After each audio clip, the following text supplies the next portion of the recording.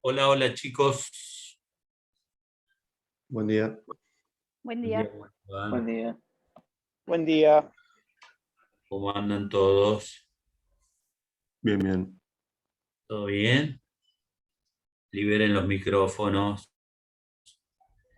liberen las cámaras, liberen su mente y el pensamiento del derecho, que es lo más importante que tenemos que aprender. Hoy tenemos clase, ¿de qué van a hablar? ¿No me van a sorprender un día? Liberen los micrófonos, que los tienen todos apagados, asustados y callados. Después cuando tengan que hablar, se van a asustar.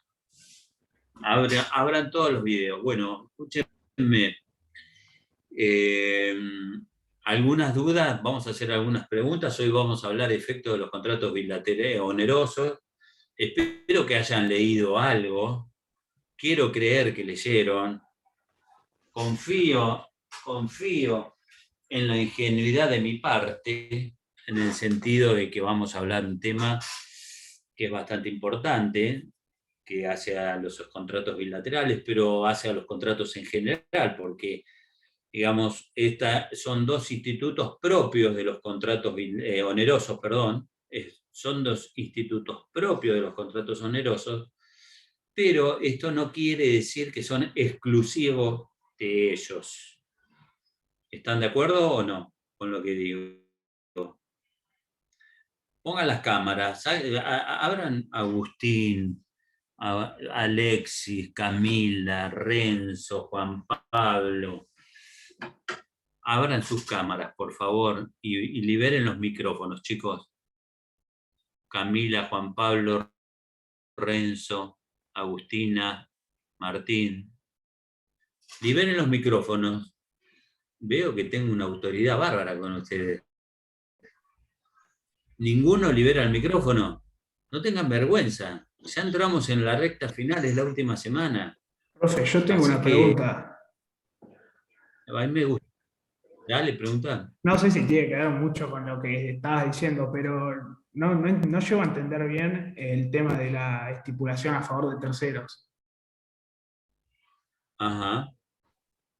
No lo entendés. ¿Qué es lo que te genera, digamos, qué es lo que no comprendes cuando hay una estipulación a favor de terceros? O sea, El contrato. o sea, se ejecuta una prestación sí, el promitente se compromete con el estipulante y ejecuta una prestación a favor del tercero, pero después el proceso no lo entiendo mucho. Por ejemplo, alguien se imagina una situación donde haya un contrato donde se estipula una prestación a favor de un tercero. ¿Se imaginan en un contrato cómo se diría la situación? ¿Alguno de ustedes que lo haya visto lo tiene presente, lo puede representar? El artículo era, recordame el artículo.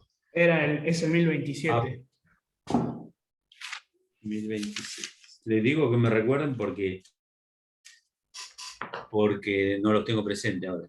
Pero, ¿cómo es la situación de la estipulación a favor de un tercero? O sea, que el contrato, se celebra un contrato entre A y B, ¿sí? Donde se debe cumplir una determinada prestación. Generalmente en los contratos bilaterales, donde hay obligaciones recíprocas, ¿sí? Las prestaciones son a favor de las partes concedentes del contrato, ¿sí o no? De las partes obligadas dentro del contrato. ¿Es así o no?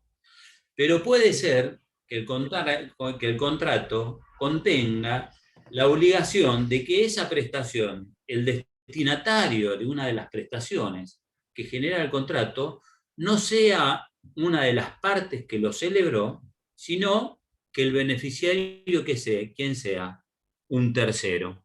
¿Está claro? Sí. Le voy a hacer un ejemplo simple. Por ejemplo, el contrato de seguro es un contrato donde generalmente se estipula, es un contrato donde entre asegurado y compañía de seguro frente a determinadas condiciones o circunstancias, la compañía de seguro se compromete a cumplir la prestación frente a un tercero, un seguro de vida, por ejemplo, ¿sí? Donde el tomador del seguro y la compañía del seguro celebran el contrato de seguro de vida, donde el tomador del seguro paga una póliza X, y que para determinadas circunstancias, generalmente en caso de muerte del tomador del seguro, la compañía de seguro debe pagar un premio, ¿sí?, del seguro a un tercero que ha sido beneficiario de ese seguro. ¿Está claro?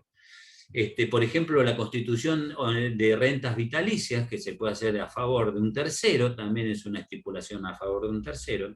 El tercero es ajeno en principio del contrato, pero una vez notificado es parte y es beneficiario del negocio. Por ejemplo, mi papá se compromete, mi papá ya no está, pero supongamos que mi papá se compromete con el pintor a que me van a pintar el departamento, que Juan y Pedro, Juan le encarga a Pedro, que es el pintor, que pinte el departamento de Andrés. Ese es un contrato, es una estipulación a favor del tercero, cuando el beneficiario del cumplimiento de la prestación es otro. Si el contrato contiene una estipulación a favor de un tercero beneficiario, determinado o determinable, ¿sí?, el promitente, el que lo promete, se le confiere los derechos y facultades resultantes de lo que ha convenido al estipulante, ¿sí? El que promete el cumplimiento, ¿sí?, de esa prestación, el que estipula es el que dice, bueno, yo quiero que vos le pintes el contrato a mi hijo, ¿sí? Estipulo en el contrato esta obligación. Y el que promete el cumplimiento de esa obligación dice, bueno, perfecto, yo lo voy a hacer. El estipulante puede revocar la estipulación, ¿sí?, el que le propuso. Lo explico de esta manera como para que se hagan una representación del contenido de la figura. Que el estipulante puede revocar esta propuesta, ¿sí? Y acá les digo, apelando un poco a lo que ya hemos visto, lo que es la oferta, lo que es la aceptación, lo que es el perfeccionamiento del contrato, la puede revocar, ¿sí?, en tanto y en cuanto el beneficiario inclusive no lo hubiera aceptado. No reciba la aceptación del tercero beneficiario. ¿Se entiende? Pero no puede hacerlo sin la conformidad del promitente si es que tiene un interés en que sea mantenida. ¿Está? Por ejemplo, si el que pintó tiene interés en pintar la casa y obtener el beneficio lucrativo del negocio, de la locación de obra que se comprometió, ¿sí?, en alguna medida tiene que haber conformidad para que el que estipuló pueda revocar el contrato. ¿Se entiende lo que digo? El tercero aceptante obtiene los derechos y las facultades resultantes de la estipulación a su favor. Las facultades del tercero beneficiario de aceptar la estipulación y de prevalerse luego de haberlo aceptado. No se transmiten a sus herederos, excepto cláusula expresa de que lo autorice. La estipulación es de interpretación restrictiva. Este contrato es de carácter restrictivo. ¿Qué les quiere? ¿Qué nos dice la norma? Por eso es una manera, fíjense, del contenido de la norma podemos colegir cómo es la estipulación a tercero. En primer lugar está el estipulante y el promitente. El estipulante es el que dice, o el que le propone al otro, que el cumplimiento de la prestación, en vez que sea recibida el estipulante, se desvíe o se cumpla con un tercero. ¿Hasta ahí está claro?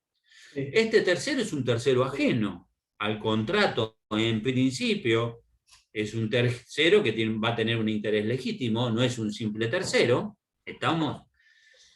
Y el promitente se compromete a que la prestación establecida en el marco del negocio, el beneficio lo obtenga a otro.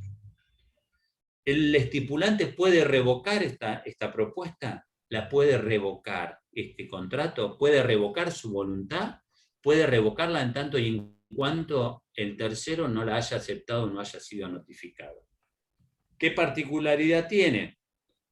Que hay una condición en este contrato, porque si el promitente tiene un interés legítimo en cumplir con el objeto de esa prestación, también tiene que estar la aceptación del promitente.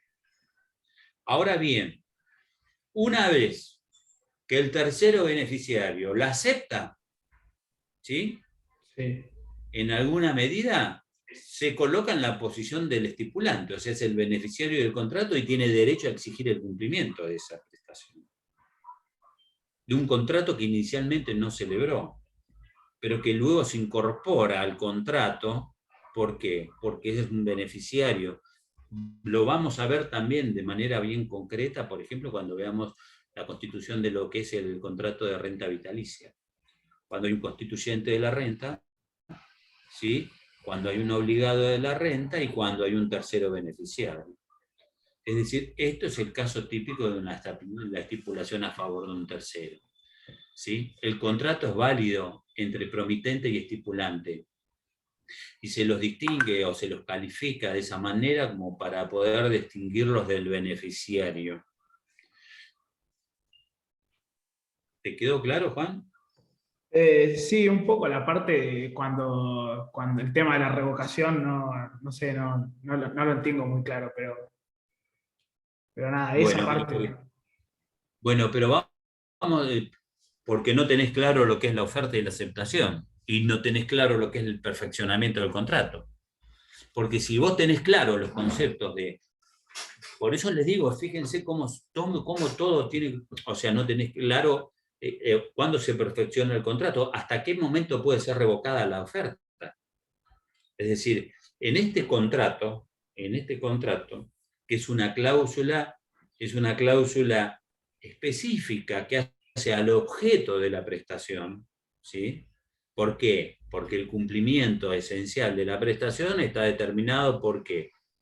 Porque se pinte, por ejemplo, el departamento de un tercero, porque se pague la suma estipulada en un contrato de seguro de vida en caso de fallecimiento. ¿Estamos? Es decir, ese es el objeto de la prestación. Y en cualquier momento se puede revocar y se puede dejar sin efecto, en tanto y en cuanto no haya habido una aceptación de ese contrato, de ese beneficiario. La revocación es una forma de extinción. ¿Se acuerdan que vimos, que yo les dije, y ustedes lo vieron la semana pasada? El viernes tienen que haber visto formas de extinción, ¿no? ¿Recuerdan o no? ¿Lo vieron? Bien. ¿Vieron los conceptos de cada uno de ellos? Más allá, el código los trata, les da el mismo tratamiento en cuanto a la cuestión operativa de cada uno de estos institutos. Sí, Javier. Mire, respecto a eso, tenía una consulta para hacerle. Por ejemplo, en las obras sociales, cuando un afiliado a veces intenta hacer un tratamiento y se encuentra que el servicio está suspendido por X motivo, vamos a suponer por una rescisión de contrato, no sé si puede pasar tan bruscamente eso, pero cuando está suspendido el servicio y el afiliado es el beneficiario de es el tercero interesado en ese contrato entre la mutual y la clínica, por ejemplo. ¿Ahí qué medida de protección o sea, alguna instancia para el tercero interesado de solicitar alguna, no sé, reparación de ese contrato o de ese perjuicio que va a sufrir eventualmente? En primer lugar, hay que ver, porque si estamos dentro del ámbito del derecho laboral o si estamos en el ámbito del derecho civil y comercial. ¿Estamos? En primer lugar. Si se trata de una mutual, la verdad que la pregunta es un poco la mutual, ¿sí? Que son normalmente son sistemas cooperativos que brindan un servicio de salud, ¿sí? A través del aporte de todos los asociados, ¿sí? Es lo que es la obra social. La mutual, no sé, en Chile se llamará mutual, aquí se llaman obras sociales, ¿sí? Lo que sería también, por ejemplo, una cobertura médica privada, dentro del sistema de salud tenemos los entes públicos y tenemos los entes privados que brindan un servicio de salud, ¿sí? Una cobertura médica de salud. La mutual sería el símil, porque ojo, acá las mutuales también en Argentina se habla de mutuales, que no es lo mismo que obra social, porque son cooperativas de trabajadores donde pueden acceder a bienes y servicios. ¿Estamos? ¿Entiende? Por ejemplo, está la mutual que le permite al trabajador ir y comprar a menores costos insumos o mercaderías, etcétera, un montón de cosas. La obra social es la prestadora del servicio de salud, que le brinda al afiliado, ¿sí?, la cobertura de atención médica. ¿Hasta ahí vamos, Javier, lo que digo? Vos me estás preguntando una mutual, no sé si es lo mismo que lo que me estamos hablando. Ahora bien, Sí, podría ser un sindicato, podría ser el sindicato con la clínica, en el caso de... Bueno, pero sí, Nosotros acá en ahí Chile... entramos dentro del marco de la... Acá en Chile hay un sistema de salud que es público y el otro es zona aseguradora que se llama ISAPRE. Entonces nosotros hacemos el contrato con la ISAPRE y la ISAPRE hace después los contratos con las clínicas. Entonces ahí tenemos distintos tipos de cobertura médica. Hay distintos planes y distintas tarifas. Sí, Pero el problema es pero ese ISAPRE es alguien corta una el sola... servicio. ¿Mm? Pero ese ISAPRE es una sola entidad privada. Sí, es una ¿O son entidad... varias? Por No, ejemplo, acá son, tenemos ODE, tenemos Medicus, tenemos varios. No, hay varias ofertas de ISAPRE, o sea, hay ISAPRE de distintas, habrá 7, 8 distintas ISAPRE, y uno Bueno, contrata igual, directamente con ellos, y después ellos van y contratan con las clínicas. Ese es como el sistema privado que hay de salud. claro.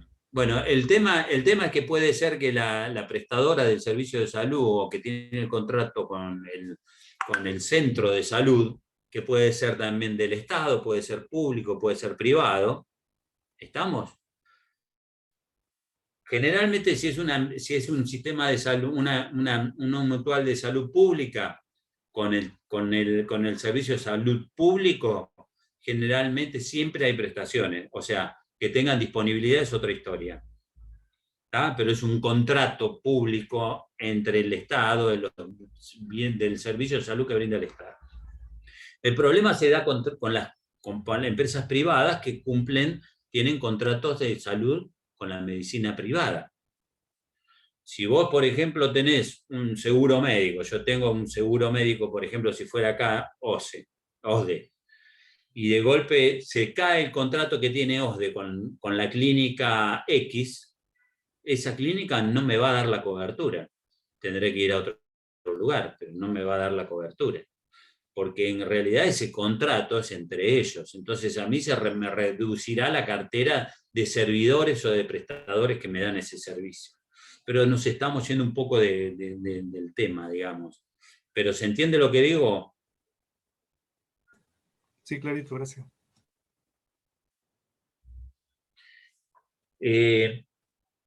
Volviendo al tema de la estipulación a favor de un tercero, ¿sí? Volviendo al tema de la estipulación. ¿Dónde estás? ¿Dónde está que me preguntó? ¿Dónde está que me preguntó? Acá estás, Juan, se me ofende. El tema es que todo contrato queda perfeccionado con oferta y aceptación. ¿Está? Pero vos fijate que la estipulación a favor de un tercero, ¿sí?, es un contrato que está condicionado en alguna medida su cumplimiento. Por la conformidad del... ¿Está? Está condicionada a la aceptación del tercero o a la notificación del tercero. Es decir, hay un contrato que las partes quedan obligadas a partir del momento de que lo celebran, pero el cumplimiento de la prestación está condicionada a qué circunstancia, a que el beneficiario lo acepte o que el promitente también lo acepte, la decisión de revocar del estipulante. ¿Se entiende lo que digo? Sí, sí, sí. Entonces, si en el marco de que ese contrato, ¿sí?, que está, digamos, in ralenti, por así decirlo, hay un contrato cuya cumplimiento de prestación está subordinada a una condición, no se cumpla esa condición, el contrato no sufre no digamos, no produce todos los efectos que le son propios y en alguna medida una de las partes lo puede revocar. Es una potestad que le da el sistema al que estipula, porque es el que hace el principal sacrificio. ¿Está claro? Sí, ahí lo entendí mejor. Gracias. Más preguntas, me encanta que me hagan preguntas más que hablen. A ver, háganme preguntas de la obligación de saneamiento. Yo les avisé, Yo les avisé que le dije que íbamos a hablar de la obligación de saneamiento, pero me gustaría que a ver si leyeron, si es que leyeron, si interpretaron, si comprendieron. ¿No leyeron? Profe, yo no tenía una pregunta respecto a las obligaciones de saneamiento, sino a algo que es más de las primeras unidades, que en su momento lo leí y no lo entendí, que era el principio de Unidroit, que no me acuerdo de haberlo escuchado en clase tampoco, por ahí lo dijiste y no Mirá, puse los atención. principios, los principios de la UNIDROIT, en alguna medida, se refieren sobre todo, se trató estos principios generales hace a la compra-venta internacional, a los negocios internacionales, y son principios que se hizo a través de la convención de la UNIDROIT para que haya un sistema, digamos, uniforme entre los distintos países, sobre todo en materia de comercialización de bienes, de compraventas internacionales y demás. Donde, por supuesto, Ahí justo se hay te una cortó, disculpa. confrontación. Si podías retroceder un poquito, porque justo no te escuché. Los principios generales de la UNIDROIT, los principios generales de la UNIDROIT son normas comunes que se tratan de establecer, sobre todo en el ámbito del mercado de la compra-venta internacional, ¿sí? Para que haya normas regulares en el marco de las convenciones internacionales. Estos principios de la UNIDROIT, sobre todo, digamos, nosotros tenemos, y esto hace al derecho internacional privado, al derecho público, perdón, al derecho internacional privado, sobre todo. ¿Por qué? Porque trata de reorganizar o de estructurar normas comunes, porque cada Estado tiene su derecho positivo interno. ¿Está claro? Y muchas veces hay distintas modalidades, sobre todo en las operaciones comerciales de transacciones, que difieren unos de otros. Entonces, los principios de la UNIDROIT, por ejemplo, trató de darle uniformidad. Por ejemplo, para que tengan una idea, pero no es algo que va a ser materia de consulta, porque aparte lo van a ver después en derecho internacional privado.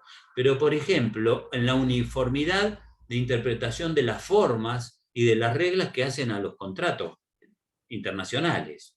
Es decir, de darle mayor dinamismo y de liberar ciertas trabas donde los contratos, por ejemplo, antes nosotros en nuestro ordenamiento teníamos contratos que eran mucho más pesados. Hoy se tiende al aformalismo absoluto. Prácticamente no hay contratos reales. ¿Saben lo que son los contratos reales? Decime, Juan Pablo, ¿sabes lo que es un contrato real? No, o sea, tiraría, pero no estoy seguro, así que no te quiero. Hundido. ¿Quién me puede decir que es un contrato real? Los contratos reales. Son los que estaban en el código de Vélez, originalmente. ¿No? ¿No? ¿Qué son los contratos reales? ¿No son los que hay una transmisión de dominio y que está, por ejemplo, el inmueble que es por escritura y los automotores? ¿No? Yo voy a preguntar esto, les voy Yo a preguntar esto. tengo acá que son el inicio de la consensualidad por sobre la realidad.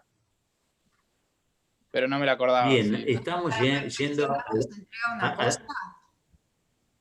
¿Cómo, Camila? En los que para perfeccionarlo se entrega una cosa.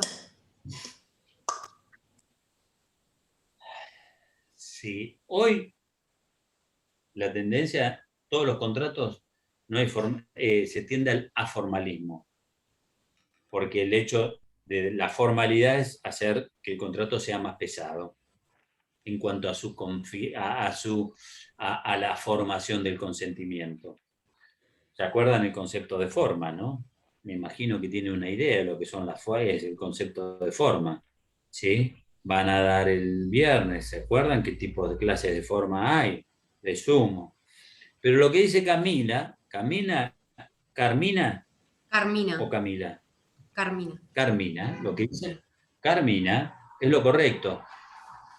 Los contratos reales eran aquellos contratos que se perfeccionaban con la entrega de la cosa, o sea que producían sus efectos jurídicos con la entrega de la cosa. Por ejemplo, el comodato, el préstamo de un inmueble de manera gratuita. Únicamente no existía la promesa de comodato. Te prometo que te voy a prestar el departamento. Bueno, acepto. Supuestamente habría un consentimiento, oferta y aceptación. Pero ese contrato antiguamente, en el régimen anterior, no producía sus efectos hasta que Juan le daba y le prestaba, entregaba en comodato la cosa. ¿Se entiende lo que digo? Es decir, que los contratos reales se perfeccionaban con la entrega material de la cosa. Antes no existía la promesa del contrato. Hoy, la tendencia, todos los contratos, basta el mero acuerdo de voluntades para que produzcan sus efectos, independientemente de que tenga que haber una entrega material de la cosa. Hoy el comodato es un contrato que queda perfeccionado por el solo consentimiento. ¿Por qué? Porque precisamente se tiende a darle dinamismo a los contratos, a darle dinámica. Fíjense, el formalismo, es decir, la solemnidad que impone la ley para determinados negocios, en alguna medida genera la pesadez del contrato. Entonces se tiende a que basta el consentimiento contractual y hoy se puede acreditar y quedan perfeccionados a través de los medios electrónicos y una serie de circunstancias. No necesariamente se tiene que ir al documento escrito para perfeccionar un contrato en muchos casos, sobre todo en el ámbito comercial.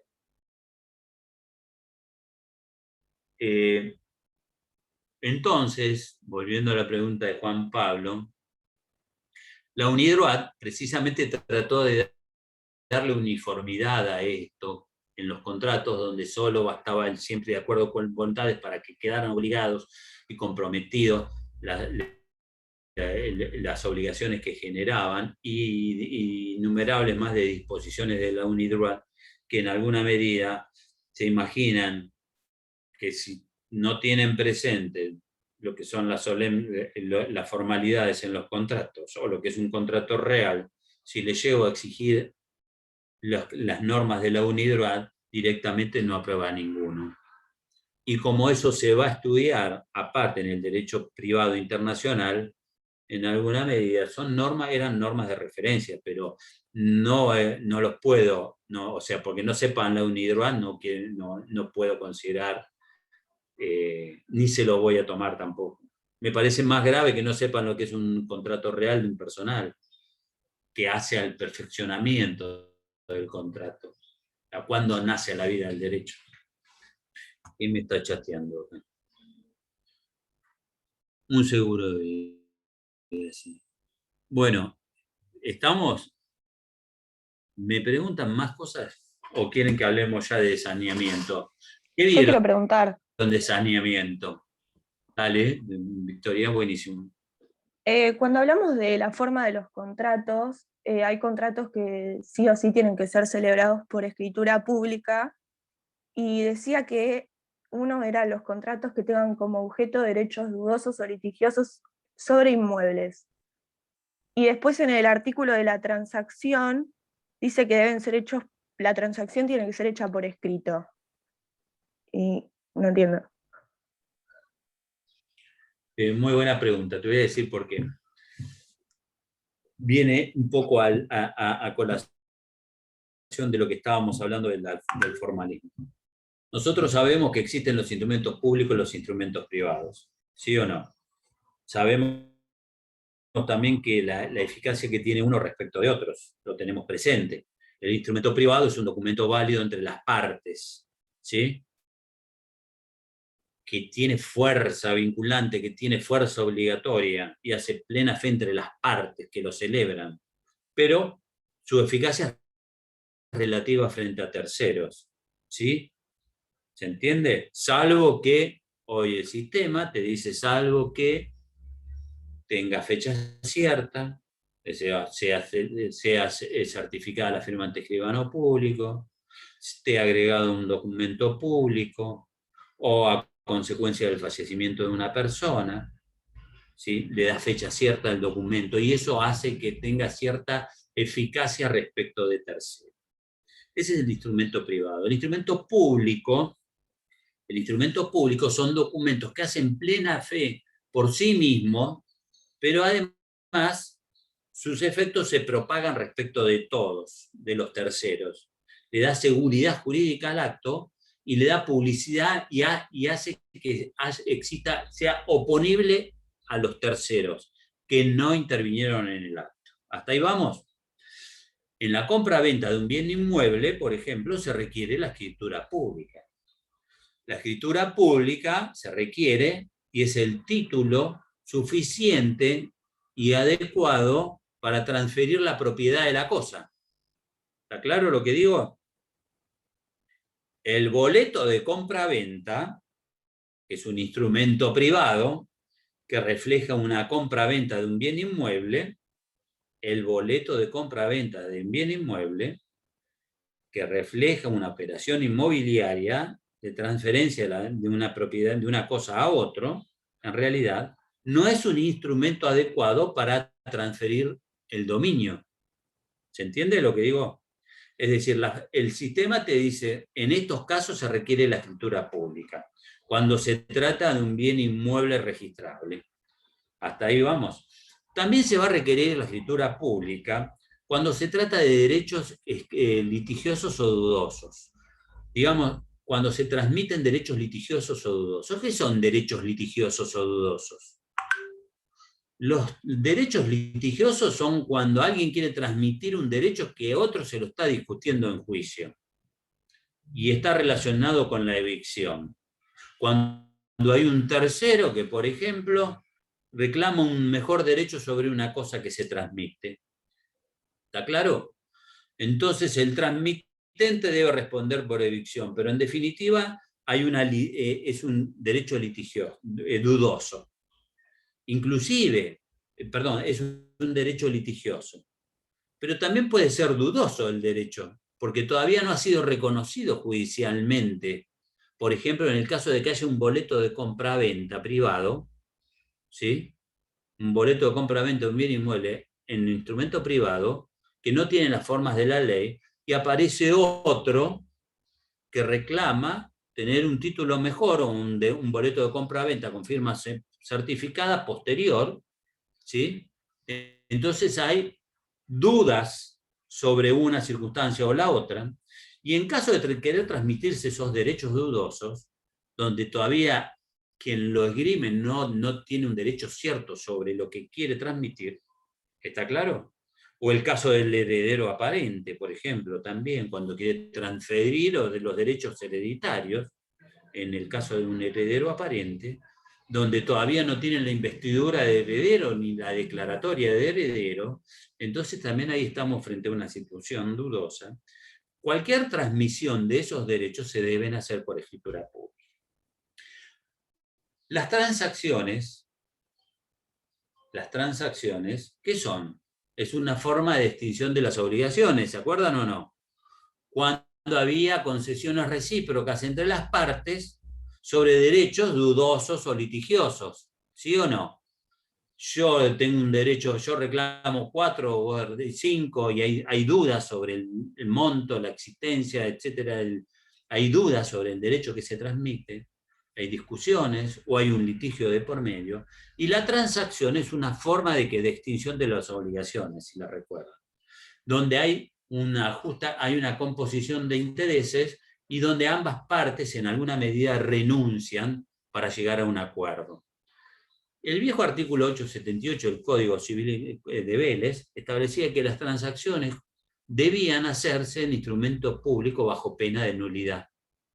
Es decir, era de nulidad absoluta. Si vos no transmitías, si vos no hacías la transacción ante escribano público o judicialmente y homologada por el juez, esa transacción no producía efectos jurídicos. El sistema exigía una solemnidad absoluta para la validez del acto. ¿Se entiende lo que digo?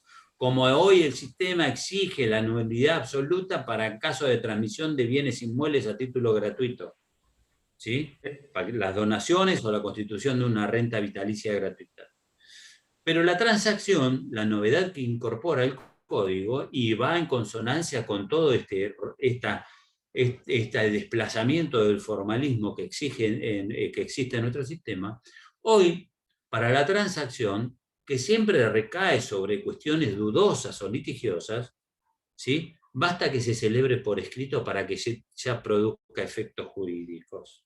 Se dejó sin efecto, si se quiere, este rigorismo formal de que sea hecho por escritura pública o que sea homologado por el juez. Una transacción es válida entre las partes por escrito y la sola presentación judicial ya produce plenos efectos respecto de todos y de terceros. O sea que hoy adquiere una jerarquía distinta. No sé si Victoria está contestada la pregunta. Bien. ¿Qué saben de saneamiento? ¿Qué dudas tienen? ¿Leyeron una figura, lo que es la obligación de saneamiento? Yo leí un ¿Sí o poco. no? Sí, yo leí algo que el saneamiento lo que hace es tratar sobre cuando hay una transmisión de dominio, aparecen algunas imperfecciones que hay que se pueden reparar, como por ejemplo que el tramitente haya ocurrido en un vicio o que haya, por ejemplo... Pero él está mezclando todo. ¿Puede ser Javier. que sean derechos disponibles para las partes? En primer lugar es disponible. Es disponible. Depende de los derechos que se quieran, sobre los cuales se pretende disponer. Pero en principio, la obligación de saneamiento... ¿Cómo, Javier? Lo que entendí cuando leí fue que podía haber defectos en la forma de transmitir el dominio y también podían haber vicios en la obligación de transmitir el dominio. Eso fue lo que yo alcancé a entender. Por eso lo comenté, porque puede que esté totalmente... Pero está bien, pero no es preciso. ¿Alguien puede apuntar a agregar algo a lo que dice Javier? Yo entendí que era la obligación del vendedor de indemnizar al comprador cuando la cosa que le vendía tenía adicción o vicios ocultos. En primer lugar, sí, lo que les quiero mencionar, la obligación de saneamiento es el género.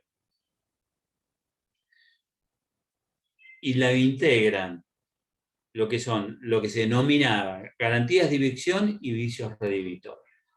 Hasta ahí vamos, son dos figuras, dos institutos que integran la obligación de saneamiento. La obligación de saneamiento, que estaba contemplada en el artículo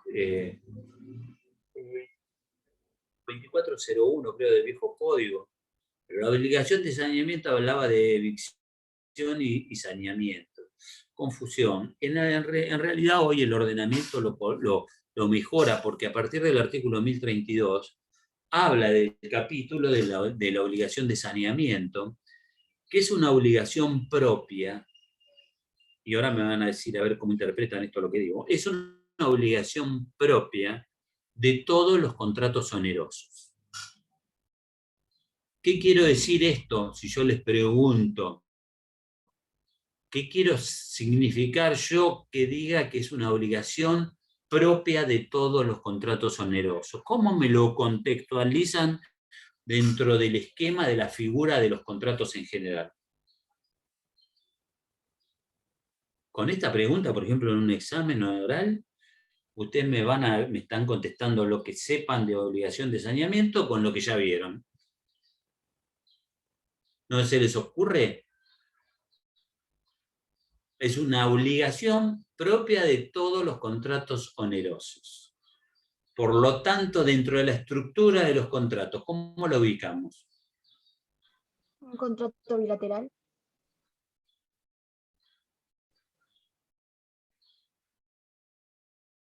Propia de los contratos onerosos. Como un efecto natural. Bien. Es una cláusula natural de los contratos onerosos. ¿Qué quiere decir que sea una cláusula natural? Que más allá de que las partes al momento de celebrar un contrato oneroso no hayan estipulado nada sobre la obligación de saneamiento, esta naturalmente está dentro del contrato. ¿Se entiende? Que también puede revestir la calidad de una cláusula accidental, porque como vamos a ver, en alguna medida es disponible, como dijeron, este derecho. Yo puedo aumentar mi obligación de garantía del título o de vicios. ¿Puedo disminuirla? Puedo llegar a disminuirla, pero la interpretación es más restrictiva. Pero a lo que voy, que la obligación de saneamiento, es decir, que en todo contrato oneroso subyace la obligación, ¿sí?, ¿de qué? De responder por evicción y vicios del negocio. La evicción recae sobre el derecho que se transmite. Los vicios afectan la materialidad de la cosa que integre el contrato. La evicción es cuando alguien viene a reclamar un mejor derecho sobre el que se está transmitiendo, ¿sí? O que reclama, yo estoy transmitiendo un derecho y viene un tercero y yo soy adquirente de buena fe a título oneroso, me transmitieron un derecho y viene alguien a reclamarme a mí, adquirente, de que posee un mejor derecho sobre la cosa y me turba en el ejercicio del derecho que me ha sido transmitido. Entonces, cuando recae sobre los derechos que es objeto de transmisión, sobre el título en principio.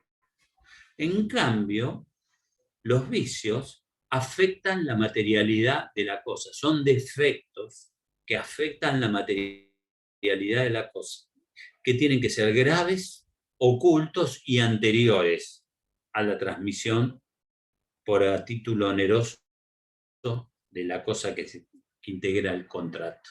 ¿Se entiende hasta acá? La evicción también tiene que ser anterior al contrato, ¿sí? Y es cuando alguien reclama un mejor derecho sobre el derecho transmitido. En estos casos, el Código habla, a partir del artículo 1033, de las disposiciones generales, o sea, sobre qué actos recae en sí, esta obligación de saneamiento. Está regulado del 1033 al 1043.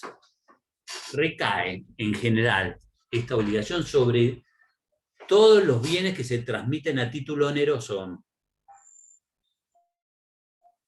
¿Está claro? Cuando se dividen bienes unos con otros, ¿se imaginan cuál es la situación? Cuando se dividen bienes, ¿quién ha dividido bienes con otros? Una herencia, por ejemplo. A ver, ¿qué pasa con la herencia, Carmina? Y no, que entre varios hijos que se dividan un terreno o... Exactamente. Cuando hay varios condóminos, o cuando hay varios coherederos sobre una misma cosa, ¿sí? Cuando hay, en ese caso, se trata y se dividen los bienes unos con otros, ¿sí? Y ahí es donde puede haber evicción, o mejor dicho, turbación en el título. Supongamos en una herencia que aparece un hijo no declarado, ¿sí? O en una herencia o en una donación que se ha alterado la legítima y viene otro a reclamar una parte. ¿Estamos? Se está discutiendo el derecho transmitido y los porcentuales. En estos casos se responde por evicción y vicio. Y también los respectivos antecesores, si también pueden accionar y hacer uso de esta obligación de saneamiento. Y esto el artículo 1033 dice, para que tengan idea de los sujetos responsables, expresamente dice, sus respectivos antecesores se han efectuado la correspondencia de transferencia a título oneroso. Es otra situación que plantea. ¿Comprenden cuál es la situación? Ejemplo, denme un ejemplo. O díganme cuál sería la situación.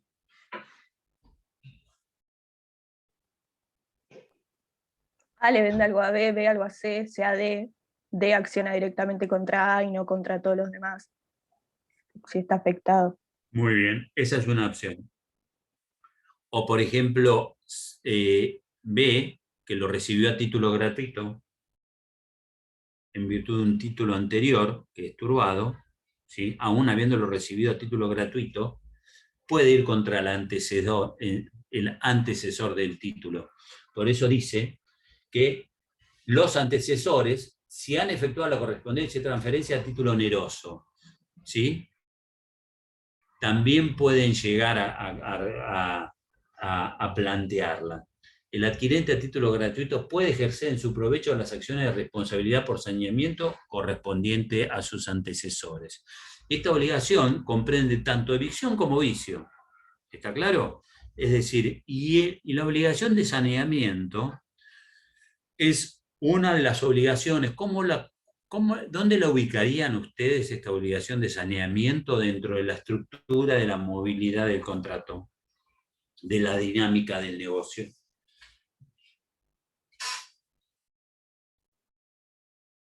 Dentro de lo que son las obligaciones que genera el contrato. ¿Qué tipo de obligaciones son? Son postcontractuales. Exactamente, son obligaciones postcontractuales. Son obligaciones postcontractuales que responden a cláusulas naturales y que son disponibles. ¿Está? Esa para que tengan la idea. Esto que sea disponible o no la obligación, evidentemente está relacionado con que se puede aumentar, se puede disminuir, se puede modificar, pero generalmente la disminución siempre es de carácter retroactivo y demás. Y más allá, como esta es una cláusula, esta obligación de saneamiento es disponible, es una cláusula, digamos, natural, pero que es disponible, o sea que puede hasta pasar a ser una cláusula accesoria dentro de la estructura del contrato. Por más que en alguna medida alguien hasta quiera renunciar a la evicción o los vicios, hay determinadas circunstancias que más allá de que se haya estipulado la disponibilidad de esta obligación, no es operativo. El artículo 1038 del Código dice casos en los que se tiene por no convenida. Es decir, para que tengan una idea, si tenemos que ubicar esta norma, estamos frente a un contrato oneroso donde las partes, en virtud de ese poder jurígeno que siempre les hablo, en virtud de la potestad de darle contenido al contrato, puede ser que dispongan que esta cláusula natural la hagan accesoria y la incorporen al contrato y le den su contenido a esa cláusula. Puede ser que limiten, ¿sí?, la responsabilidad por evicción o vicio, pero hay en determinados casos que no procede más allá de la disponibilidad que hayan pretendido darle las cláusulas. Entonces, los casos se tiene por no convenida la supresión y la disminución de la responsabilidad por saneamiento se tienen por no convenida en estos casos. Si el que vendía, el que transmitía, el enajenante, conoció o debió conocer el peligro o la evicción o la existencia de los vicios, ¿está? Es decir, que está transmitiendo, que está realizando el trans, ¿sí?, en alguna medida sabía que había un título viciado, o sabía que tenía un defecto la materialidad de la cosa. En ese caso, por más que haya disminuido o modificado la obligación de garantía, esta se tiene por no convenida. ¿En virtud de qué principio? Si leen el artículo, ¿cuál es el principio que juega acá? ¿De la buena fe? La buena fe. El principio de la buena fe. Bien, bien. Si el enajenante actúa profesionalmente y también, ¿sí?, a la actividad a la que corresponde la enajenación, a menos que el adquirente también se desempeñe en la misma actividad. Si ambos se desempeñan en la misma actividad en alguna medida, y existe la existencia de algún vicio, por así decirlo, en la cosa, o algún defecto, por más que se haya convenido la disminución de la cosa o no, tampoco va a proceder y va a ser eficaz esta cláusula. ¿Sí? Es decir, lo que nosotros tenemos que tener presente, que la obligación de saneamiento es sinónimo de ¿qué? De responsabilidad de cumplimiento postcontractual. El contrato ha quedado perfeccionado, ¿sí? Pero hay secuelas posteriores, como dice Lorenzetti. No se agotan las obligaciones por el mero cumplimiento. ¿Por qué? Porque el contrato, no obstante perfeccionado, si alguien viene a reclamar un mejor título sobre la cosa, evidentemente va a haber una turbación en el derecho.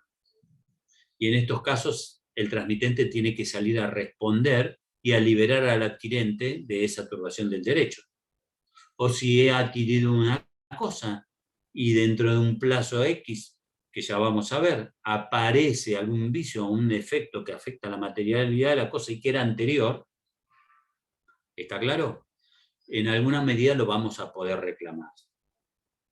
Por eso hoy les decía que es importante contextualizar a partir de qué momento esto se habla de la responsabilidad postcontractual. Profe, ¿me podría dar un ejemplo del inciso B? Porque no lo entendí. El inciso B ¿de qué artículo? 1038. Del 1038, el inciso B. Quien actúa profesionalmente, por ejemplo, quien es fabricante de heladeras, ¿sí?, le vende una partida de heladeras, ¿sí?, o un suplemento de heladeras a otro, porque no tiene el stock suficiente y ha realizado una venta superior, y entre ellos, digamos, se realiza y resulta que digamos, la experticia de ambos, ¿sí?, en alguna medida, anula la posibilidad de que vengan a reclamarse recíprocamente vicios redivitorios por el estado de las cosas. ¿Sí? ¿Por qué?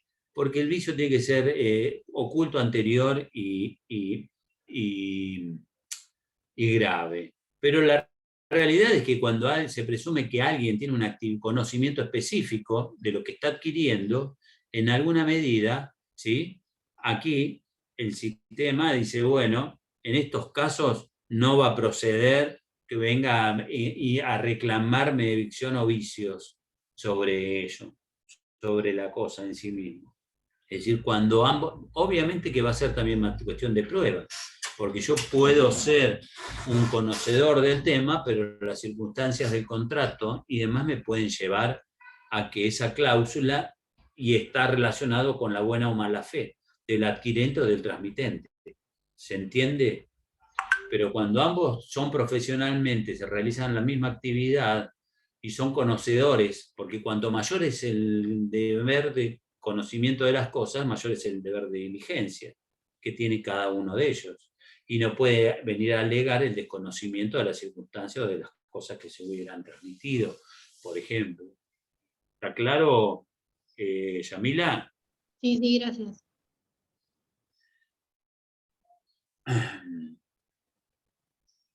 ¿Qué importancia tiene esta garantía de evicción? ¿Qué particularidad tiene esta garantía, digamos, la obligación de saneamiento? que frente a la evicción y al vicio redivitorio, aquel que lo padece, el adquirente, ¿sí?, de la cosa, de buena fe, a título oneroso, ¿qué es lo que podrá hacer? En primer lugar, si es citado a juicio porque alguien le reclama un mejor derecho, ¿qué es lo que puede hacer? Citar a su transmitente anterior a que venga a defenderlo en juicio. ¿Es así o no? Y que depure el título. ¿Se entiende? Esa es una de las obligaciones que tiene y que lo vamos a ver. Pero el acreedor de la obligación de saneamiento tiene derecho a reclamar el saneamiento del título o subsanación de los vicios. Si hay algún defecto en el título, lo cita y lo llama y lo retira, y en caso que sea citado judicialmente, como está cuando se habla en las condiciones particulares de responsabilidad por evicción, tiene derecho a citarlo para que venga y lo defienda en juicio. Esa es la primera consecuencia. Puede también reclamar la sustitución de una cosa por otra si tiene un vicio y la cosa es fungible. Compré un reloj que tiene defectos o una computadora y pido que me la cambien. O bien, puedo pedir la resolución, ¿sí?, del contrato más los daños y perjuicios. ¿Se entiende? Tanto en uno como en otro. Vamos a ver, y lo voy a decir a título general, porque, pues, por ejemplo, como les decía, la obligación que tiene el transmitente es venir a sanear el título, al depurar el derecho que me fue transmitido, si hay alguien que me está turbando en el ejercicio regular de ese derecho. Esto implica, si soy citado en juicio, que venga y se presente. Evidentemente, esta obligación de saneamiento, como lo dicen los artículos cuando hablamos de la evicción, ¿no?, en definitiva, de las responsabilidades que tiene el transmitente, y si el que tiene el adquirente no lo cita a juicio, ¿sí?, por ejemplo, va a cesar la obligación. O si los sucesivos transmitentes, uno va a poder ir a reclamar la obligación de saneamiento a los sucesivos transmitentes, ¿sí?, hasta la prescripción, hasta el plazo de prescripción. Por eso hoy se hacen muchos estudios de antecedentes de título en la transmisión de bienes, ¿sí? Cuando se hace el estudio de títulos, se remontan hasta los que hoy es el plazo de prescripción, que el plazo breve de cuánto es. Tenemos el plazo de 5 y del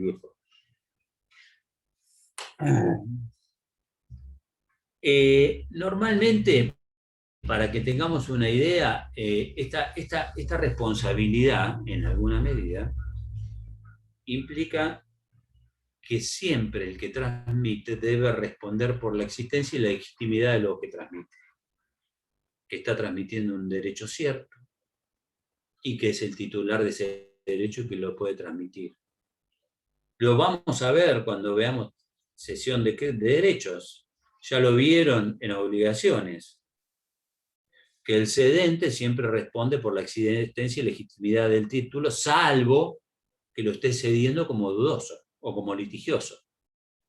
¿Está claro?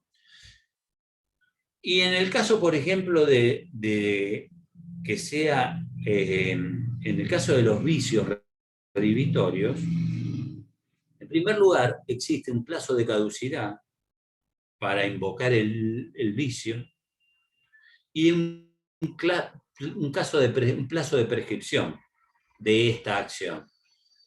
¿Qué quiere decir esto? Que haya un plazo de caducidad y un plazo de prescripción. Porque en los vicios redhibitorios, que es, como les dije, son ocultos y anteriores, ¿sí?, al momento de la transmisión del derecho, al momento de la entrega de la cosa, puede ser que no se haga manifiesto. ¿Está claro? Sino que aparezcan después. Compro un departamento, aparece aparentemente en buen estado, y de golpe a los 2 meses empiezan a aparecer manchas de humedad y defectos de fabricación en el producto. Ahí se hace ostensible el vicio. En la medida que se hizo ostensible, yo tengo 60 días para reclamarle al transmitente a que venga a repararme el vicio. ¿Está claro? Y la posibilidad que tengo es que, ya vamos a ver, está lo que se llama la acción quanti minoris o la resolución del contrato, pero lo que les quiero significar que hay un plazo de 60 días de que se hace ostensible el vicio. Pero si se trata de bienes inmuebles, la acción prescribe a los 3 años. ¿Sí? Aunque habla de caducidad, ¿no? Son de 3 años desde que lo recibió. Cuando la cosa es mueble, a partir de los 6 meses. ¿Qué significa esto? Que esta garantía de vicios redivitorios, desde el momento de la celebración del contrato y luego de transcurridos 6 meses, tratándose de una cosa mueble, luego caduca, por así decirlo. ¿Sí? Queda sin efecto, cesa esta garantía. Si se trata de un bien inmueble, a los 3 años cesa esta obligación de garantía, en el caso de los vicios redivitorios. Pero desde que se hacen ostensibles, yo tengo 60 días para comunicarle al transmitente esta obligación, esta circunstancia.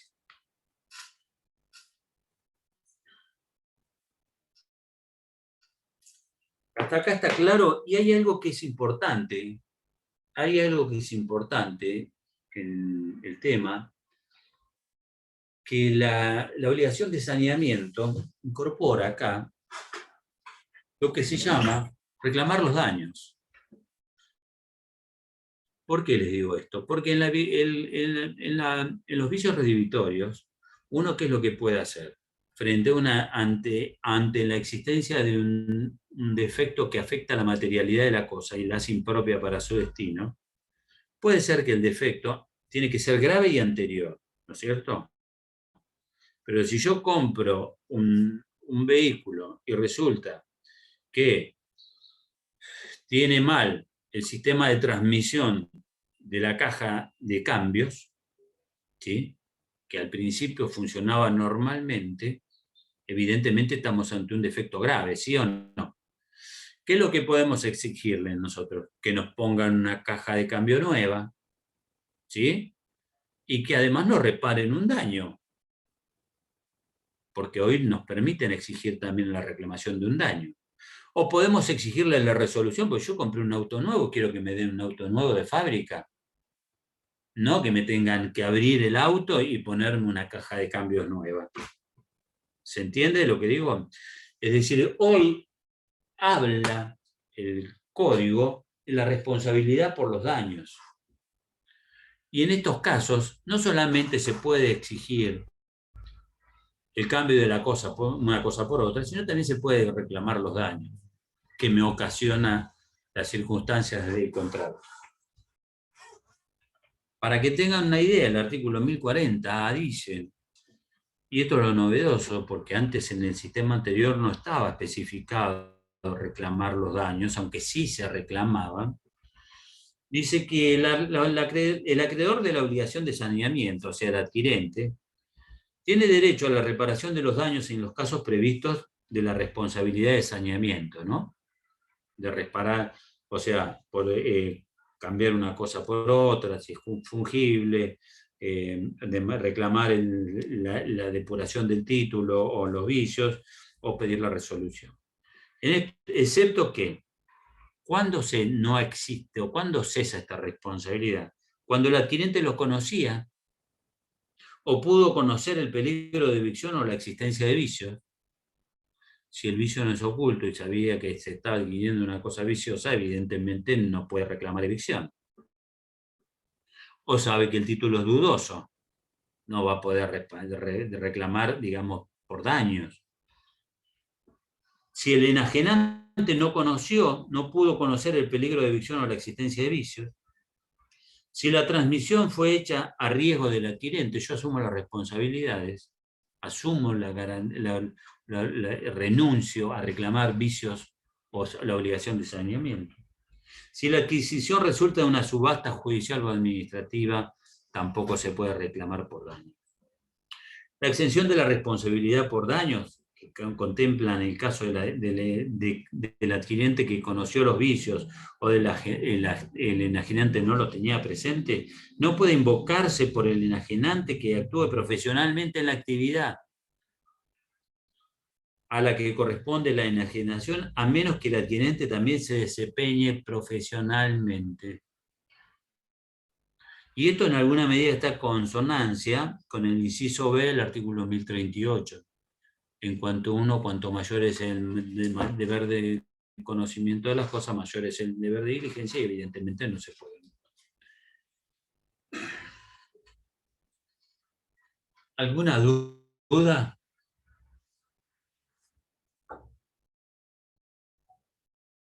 Hay algo para cerrar, porque evidentemente para cerrar este tema, hay una diferencia sustancial entre lo que es lo que se denominan los vicios espera, entre que termino la clase y te llamo. Dame 2 minutos. Hay una diferencia sustancial entre lo que se denomina evicción y vicio. La garantía de evicción, los vicios redivitorios, en el ámbito del derecho del consumidor. En el artículo 11 de la Ley de Defensa del Consumidor y siguientes, en nuestra ley, ¿sí?, el consumidor puede reclamar los vicios o los defectos de la cosa, aun cuando ellos fueran ostensibles. El requisito de que sean ocultos, ¿sí?, no es óbice. O sea, no es óbice para que el consumidor reclame por evicción o por vicios en el caso de un contrato de consumo. ¿Está? Ya lo van a ver cuando estudien Derecho del Consumidor. Chicos, damos por finalizado. El miércoles yo lamentablemente tengo una asamblea, no voy a poder estar en una clase de repaso. Si quieren, voy a ver si hablo con la doctora Casal, a ver si puede hacer, pero yo creo que más que nada, ¿sabes lo que tienen que hacer ahora? ¿Sí? Poner quinta a fondo, ponerse a estudiar a fondo. Si hay dudas por ahí, plantéenla en el WhatsApp, las van discutiendo entre ustedes y yo en la medida que pueda también se las voy disipando. Porque vi que hablaban del objeto, vi que hablaron del objeto, que es un tema también relevante y demás. ¿Quedamos así? El viernes es el examen, ya les voy a publicar la modalidad a través del campus y nada más. Les deseo lo mejor a todos y espero que les vaya bien. Realmente deseo que les vaya bien. Para que les vaya bien tienen que haber estudiado. Nada más. Saludos para todos. Chau, chau, Gracias. chau. Gracias. Chao.